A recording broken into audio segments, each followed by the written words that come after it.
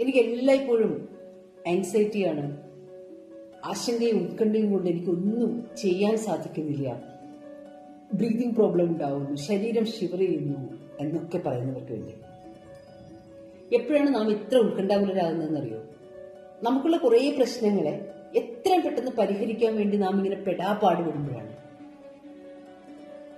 അതിനു പകരം ഒന്ന് പോസ് ചെയ്യൂ, ഒന്ന് സ്റ്റോപ്പ് ചെയ്യൂ, ആഴത്തിലൊരു ശ്വാസം ഉള്ളിലേക്ക് എടുക്കും.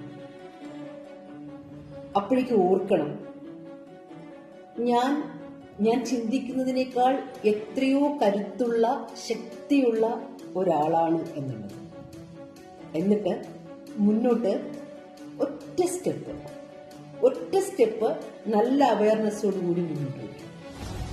അങ്ങനെയുള്ള ഓരോ സ്റ്റെപ്പിലും നമുക്ക് നമ്മുടെ ഓരോരോ പ്രശ്നങ്ങളെ പരിഹരിച്ചുകൊണ്ട് വളരെ സമാധാനമായിട്ട്, സെറ്റിൽഡായിട്ട്, അകമേ കമ്പോസ്ഡ് ആയിട്ട് ജീവിതത്തിനോടൊപ്പം സുഖകരമായിട്ട് ഫ്ലോ ചെയ്യാൻ ഓർമ്മ വെക്കണം.